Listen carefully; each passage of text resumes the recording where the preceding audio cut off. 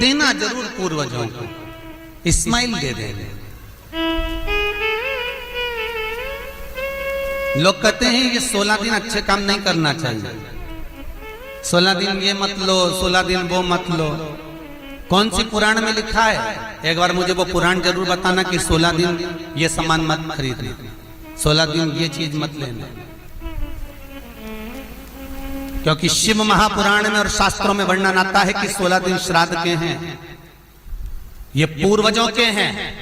आप पूर्वजों का नाम लेकर अपने पितरों का स्मरण कर कर तुम्हारी मर्जी पड़े वो खरीदो, तुम्हारी मर्जी पड़े वो लाओ, पर सबसे पहले उन पूर्वजों को सम्मान पूर्वक वो वस्तु समर्पित कर दो कि आपकी है, आपको संभालना है, आपने दी है, आपके द्वारा आई है।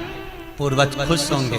तुम्हें बढ़ता हुआ देखकर तो पितर खुद आशीर्वाद देते हैं।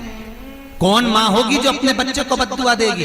कौन पिता होगा जो अपने बच्चों को बद्दुआ देगा? अगर माता पिता अपने बेटे को गाली भी देते हैं, बद्दुआ भी देते हैं, तो बाद में रोते हैं, आंख में से आंसू निकलती है। एक माँ अपने बेटे को चिल्ला देती है तो बाद में रोती है। अगर माँ अपने बच्चों पर हाथ उठा देती है तो बाद में रोती है।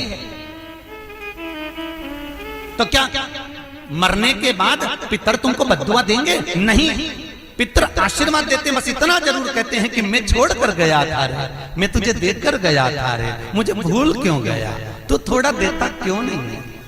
मेरे को अन्न का भाग देता क्यों नहीं है? बस वो याद करते हैं, वो आपसे मांगने की, क्योंकि आप उसके पुत्र हो, आप उसकी संतान हो, आप उसके वंश के हो, आपसे ललकता है उसको,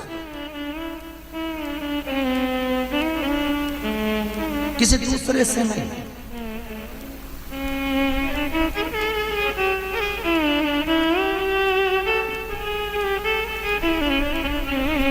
प्रेम दीजिए।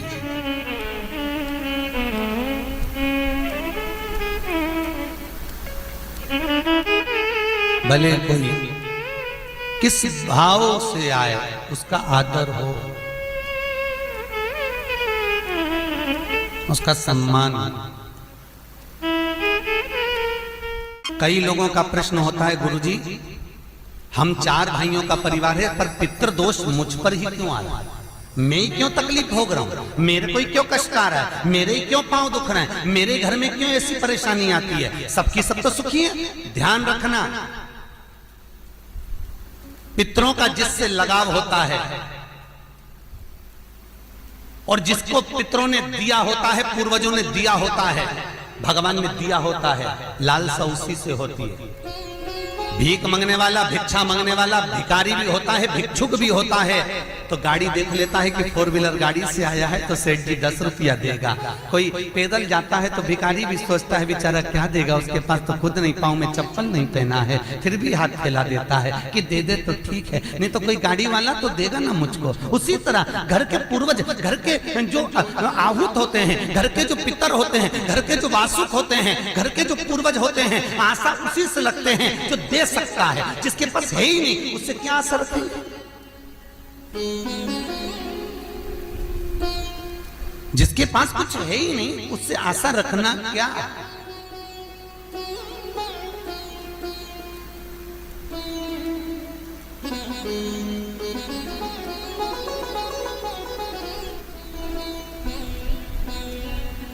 कई लोग कहते हैं गुरुजी हमारे पास देने के लिए कुछ भी नहीं, हम हमारे पूर्वजों को क्या? मत दो ना, इस्माइल तो दे सकते हो।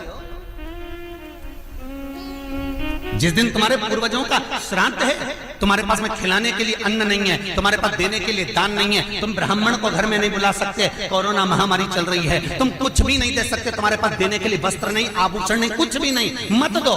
निवेदन है बस चेहरे पर प्रसन्नता रखकर, एक निवेदन है कि चेहरे पर प्रसन्नता रखकर उस दिन अपने पूर्वजों को याद जरूर करना और कह देना कि आप ही का दिया हुआ है जो हम खा रहे हैं, हम पर करुणा करना। हमारे पास कुछ भी नहीं है, डब्बे में से गुड़ या शक्कर निकालकर अरे गैस को लाइटर से जलाकर उसकी अग्नि में छोड़ देना, पर 2 दाने शक्कर के छोड़ना जरूर, जिससे वो जीवात्मा दरवाजे पर आकर भूखी ना जाए, उसके मुख में कुछ तो चला जाए और वो जीवात्मा तुम्हें आशीर्वाद दे जाए। तुम्हारे पास कुछ ना हो तो इतना तो दे सकते हो साहब।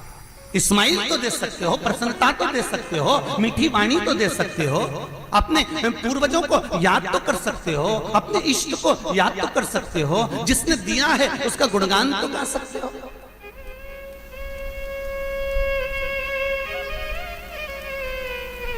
एक नई नवेली दुल्हन को पति ने एक नई नथनी लाके दे दी।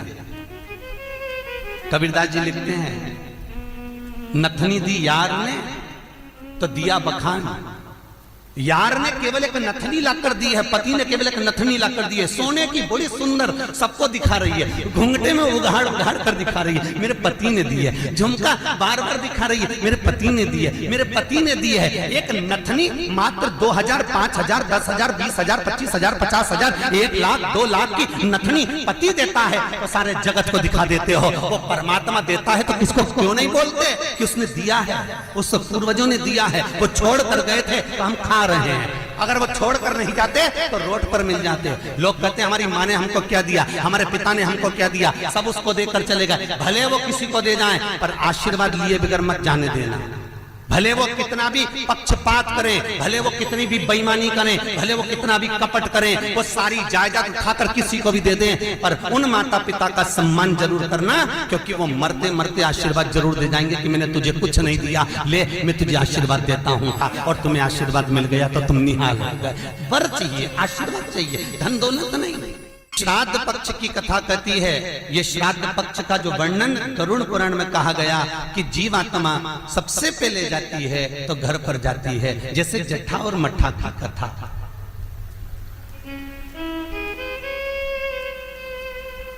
दो भाई हैं, जट्ठा और मट्ठा,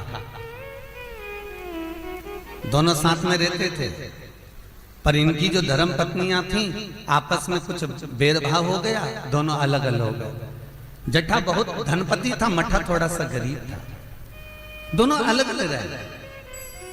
जट्ठा का बिजनेस अच्छा चलता है, जट्ठा का धन बहुत सारा है, संपदा बहुत सारी है, क्योंकि माता पिता का सारा धन जट्ठा ने अपने कब्जे में रख रखा था। सारे माता पिता की जितनी प्रॉपर्टी थी, जितना वैभव था, जितनी सत्ता थी, जट्ठा ने अपने कब्जे में रख ली थी। और मट्ठा ऐसे ही बेचारा सहज भाव का, भोला भंडारी, सरलता का भाव वाला चल दिया, अपना बोरी बिस्तर उठाए, अपनी पत्नी के साथ, बच्चों के साथ चले गए।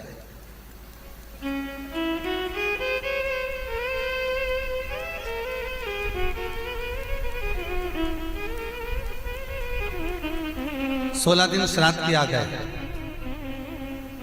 एक दिन जट्ठा की पत्नी बोली, सुनो, इतना सारा गाड़ी बंगला जमीन जायदाद ढेर सारी है, 200 एकड़ जमीन, 200 बीघा जमीन है, 4 ट्रैक्टर हैं, गाड़ी बंगला ढेर सारा है, खूब वैभव बना हुआ है, पर अपन अपने घर में सेठ बनकर रहते हैं, पर दुनिया को क्या मालूम कि अपने पास कितनी दौलत है, कितनी जायदाद है, अपने परिवार वालों को, रिश्तेदारों को, किसको क्या मालूम कि अपने पास में कितनी सत्ता, अपन कितने राशि ठाट में रहते हैं। तो पति बोला क्या करना है, पत्नी बोली एक काम करो, तुम्हारे जो पिताजी मर गए थे उनका श्राद्ध आ रहा है,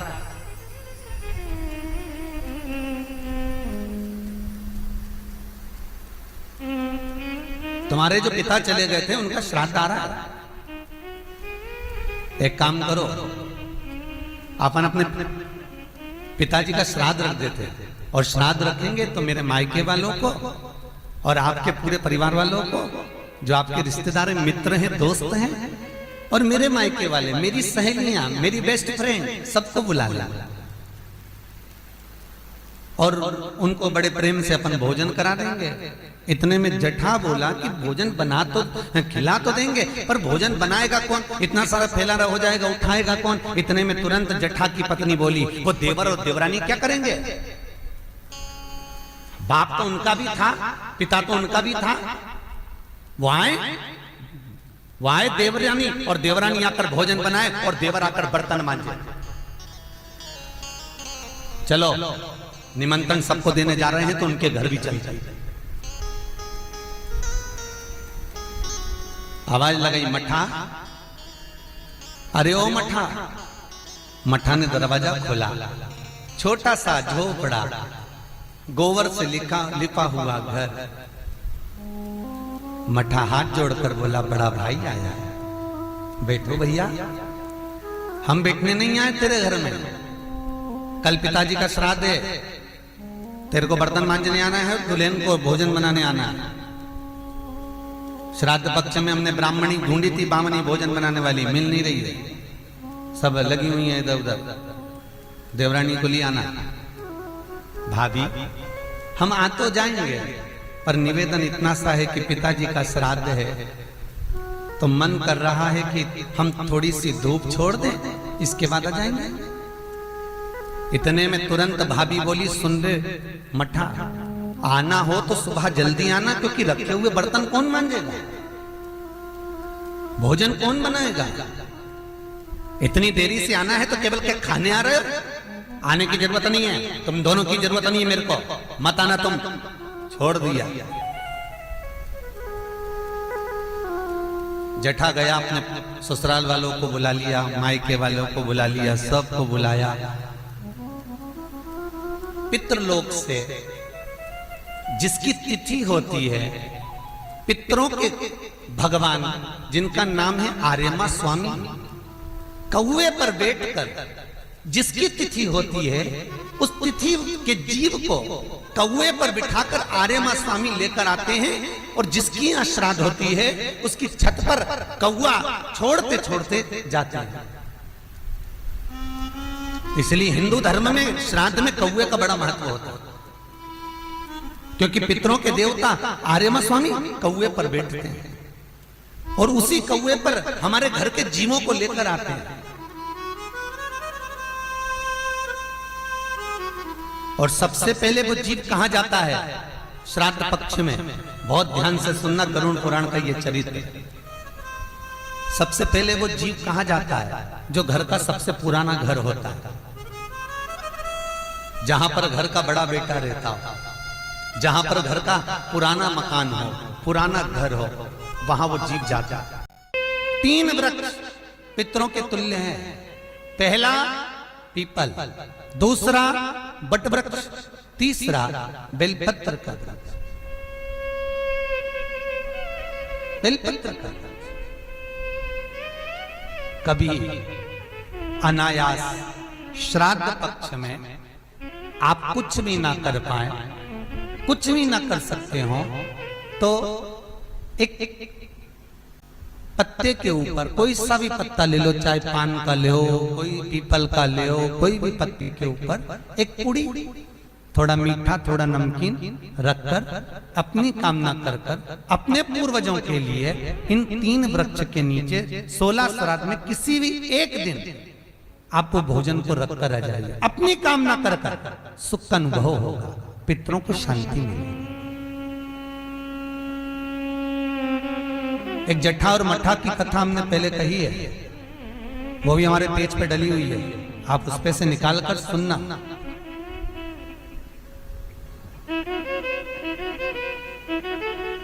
उसमें भी हमने व्याख्यान वर्णन करा जट्ठा मट्ठा की कथा। 3 वृक्ष पितरों के तुल्य हैं, 3 पक्षी पितरों के तुल्य हैं, कौवा, हंस और गरुड़।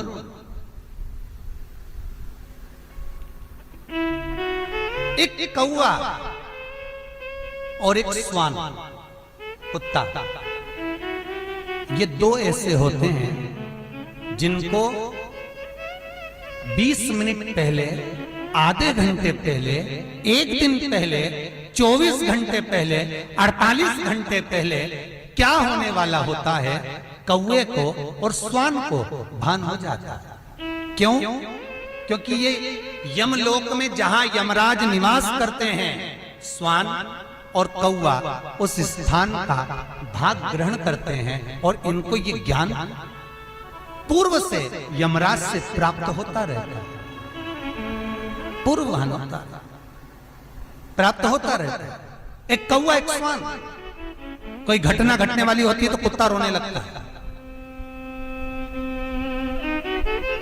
कोई घटना घटने वाली होती है तो कौवा आकर बैठ जाता है, कोई आ रहा है तो कौवा आएगा, कोई भाव सूचक है तो कौवा आकर बैठेगा। दरवाजे पर कैसे, उसका भी भान है, अटारी पर कौवा कहां बैठा है, दरवाजे पर कौवा कहां बैठा है, किस स्थान पर कौवा विराजमान है, उसका भी भाव हमारे शास्त्र में वर्णन है। 3 पक्षी, 3 वृक्ष पितरों के तुल्य हैं, पक्षियों में कौवा, हंस और गरुड़, ये पितरों के तुल्य, जो अधोगति में मर जाते हैं, जिनको पिंड नहीं मिलता, तर्पण नहीं होता, ब्राह्मण का भोज नहीं मिल पाता, जो मर जाते हैं, जिनका अंतिम संस्कार तक नहीं होता, जिनकी गति बिगड़ जाती है, ऐसे जीव कौवे के अंश में प्रकट होते हैं, जो पूर्ण फल लेकर जाते हैं। पितृलोक में जगह नहीं होती, बैकुंठ में जगह नहीं होती, कहीं अगर जगह नहीं है देवलोक में, तो इनको कौवे के अंश में, गरुड़ के अंश में या हंस के अंश में डाल दिया जाता है। महाराज फिर अगला वर्णन किया, 3 पशु, कुत्ता, गाय और हाथी, ये पितरों के तुल्य होते। शिव महापुराण की कथा कहती है, अगर श्राद्ध पक्ष में गया नहीं जा सकते, तो गाय के मुख में गयासुर ने वर दिया था कि गाय के मुख में अगर कोई गया नहीं आ पाएगा तो गयासुर 16 दिन गाय के मुख में निवास करेगा। और गाय के मुख में श्राद्ध के समय पर अगर कोई रोटी देगा, श्राद्ध के समय पर जो भाग देगा, उसको गया जी में पिंड करने का पुण्य फल प्राप्त होगा। ये गयासुर का वर गौ माता के लिए था। तो गाय के मुख में 16 दिन तक गया क्षेत्र का पिंड का भाग प्राप्त होगा। कुत्ता, गाय और हाथी। स्वान को रोटी क्यों देते हैं? क्योंकि स्वान पितरों को अपना भाग प्रदान कर देता है। स्वान रखता नहीं है, चुका देता। फिर 3 जलचर है महाराज, जो पितरों के तुल्य हैं, मछली, कछुआ और नाग। पिंड जो बनाया जाता है वो पानी में दिया जाता है। मछली जिसको पाती है वो पितरों को प्राप्त होता है। कछुआ श्रावण के इस 16 श्राद्ध के अंतर्गत कछुआ यदि आपके दिए हुए भाग को पा लेता है तो वो जीव उसी समय पर तर जाता है। और महाराज नाग, वो भी पितरों के तुल्य माना। इन 3 पितरों के क्रम का वर्णन किया गया है। भगवान शिव ओगड़दानी बट का वृक्ष के रूप में ब्रह्मा को बना देते हैं और शंकर बटकेश्वर महादेव के रूप में विराजमान हो जाते हैं। ऐसा सुंदर प्रसंग शिव महापुराण में वर्णन किया।